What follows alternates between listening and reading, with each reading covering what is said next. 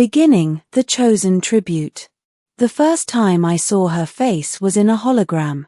She was radiant and terrible all at once, the alien queen of Viraltar Dominion, ruler of 12 systems, conqueror of 2 civilizations. To most of humanity, she was a living god.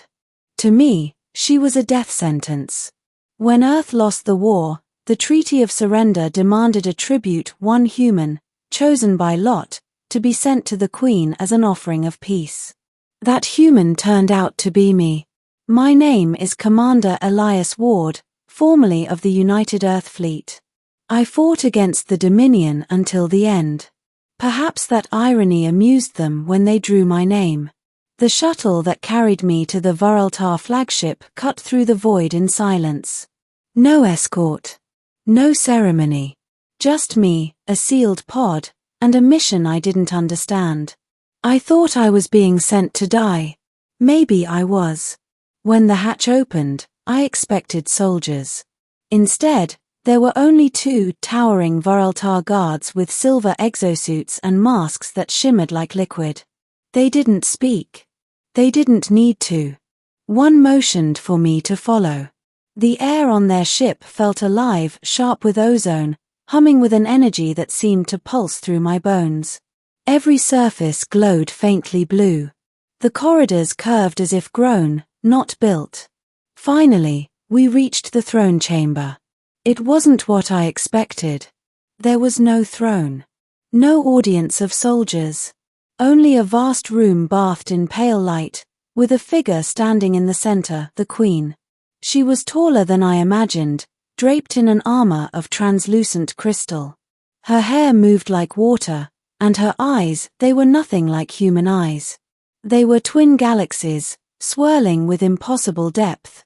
When I bowed, she said nothing. She only stared.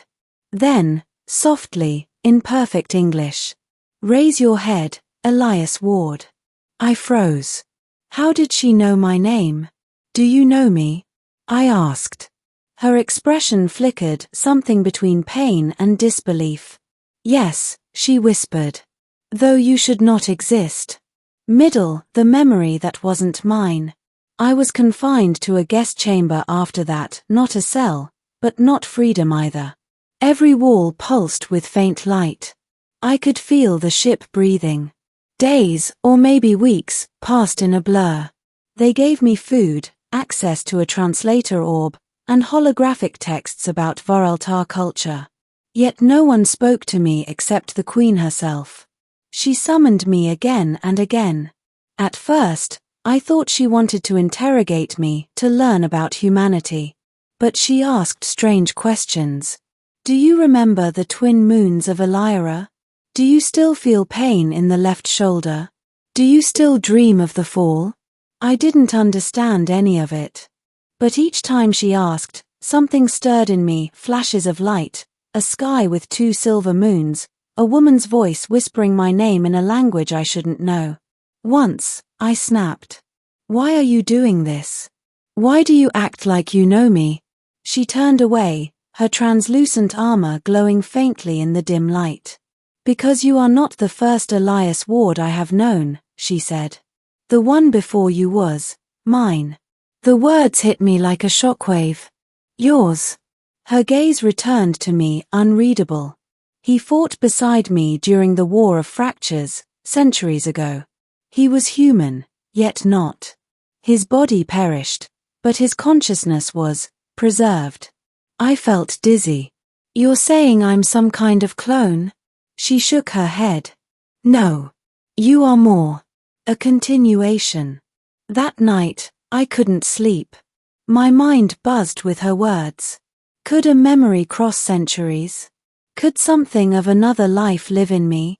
When I finally closed my eyes, I dreamed. I was on a battlefield beneath twin moons. Fire rained from the sky. I held a weapon that hummed like a heartbeat. Beside me, the Queen, younger, unarmored, her hand gripping mine. "Don't let go," she said in a voice trembling with sorrow. And I didn't. When I woke, my palms were burning. When I looked down, Faint traces of blue light pulsed beneath my skin in the same rhythm as the ship. The revelation. The next day, she came to me without her guards. "It has begun," she said quietly. "What has?" "The awakening. The echo of what you once were." She motioned for me to follow, leading me to a chamber filled with crystalline spheres, each suspended in magnetic fields. Within them glowed forms, humanoid, shimmering with stored memories. "This is where we keep the fallen," she said. "Fragments of consciousness that refused to die." She guided me to one of the spheres. Inside, a human shape floated, familiar, painfully so. My own face stared back at me, eyes closed, peaceful. "That was you," she whispered. "The one who fought beside me. The one I loved." The air vanished from my lungs. My heart raced. "That's impossible." "Your scientists played with echoes of memory. They created new flesh from old data, trying to rebuild soldiers from what we once were. But the spark that returned to life, it wasn't random. It was drawn here. To me. I couldn't breathe. My whole body trembled as I backed away. "You're saying I'm him? You are what remains of him," she said, stepping closer. "A fragment made whole." I didn't know what to say. The memories in my head, the strange familiarity, it all fit. But I didn't want it to. I wasn't her lover. I wasn't some resurrected echo from an alien war. I was a man. And yet, deep inside, something ancient stirred. The choice. Days passed. The ship approached the Dominion's central world, Varalthara Prime. I was to be presented before the Council as a symbol of peace. But whispers spread through the crew. Some called me the reborn. Others, the betrayal. One night, I found the Queen standing at the observation deck, watching the stars ripple beyond the hull. Her expression was soft, almost human. "You shouldn't have brought me here," I said quietly. "Your people don't want me. They fear what you represent," she replied. "A bridge between two species, something neither side can control." I turned toward her. "Then what do you want from me?" For a long time, she said nothing. Then, softly, "I want to know if he still lives in you. The one I lost." Her hand rose, hesitant, trembling, and brushed my chest where the faint blue glow pulsed. A rush of memory hit me again, a battlefield, her blood on my hands, the words she had whispered as I died. "I will find you again," she had said. And she had. When I opened my eyes, I was trembling.